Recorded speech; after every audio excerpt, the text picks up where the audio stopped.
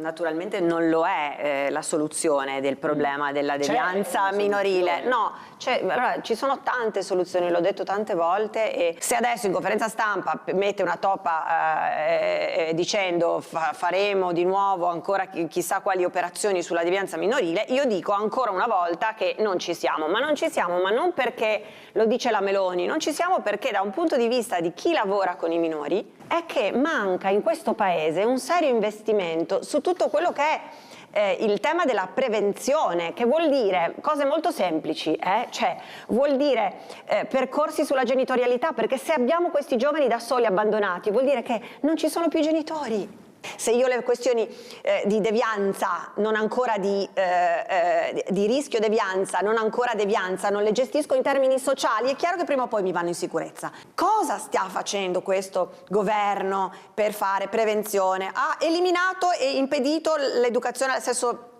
alla sessualità, affettività nelle scuole, non sta investendo come dovrebbe nella tutela delle donne nei centri antiviolenza, non sta mettendo soldi per le forze dell'ordine che boccheggiano, abbiamo le carceri che straboccano e sono a livelli inenarrabili. Ma veramente vogliamo fare altre carceri? Inventarci fare altra cementificazione per metterli tutti dentro? Per me bisogna essere un po', permettimi, più concisi, più semplici. Cosa si deve fare? Perché è inutile dire così e così e così e così.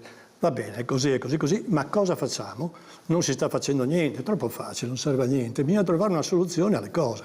Le carceri, diciamo che lei ha nominato 2 volte, effettivamente che sono troppo piene. Sì, ma non è un problema di oggi, è un problema da decenni, quindi non è che si può dare tutta la causa alla Meloni, e quindi bisogna cercare di trovare delle soluzioni. Le soluzioni oggi come oggi sono quelle di fare carceri nuovi, ma qualcosa bisogna fare, questo è qualcosa, sicuramente non è il massimo, ma lasciarli andare in giro con coltellini o roba del genere, per non parlare dei minori non accompagnati, che anche quelli cosa facciamo se hanno un coltellino o roba del genere? Cioè, chi ha genitori... Le strutture non devono esserci, e ma ci sono. Ma le forze dell'ordine quello fanno, controllano e cercano di evitare di lasciarli. Allora cos'è? Bisogna sono la prima a dirlo, non è che dico lasciamo i coltelli nelle tasche dei ragazzi. Bisogna che vanno a controllare continuamente. Sì, ma voglio dire...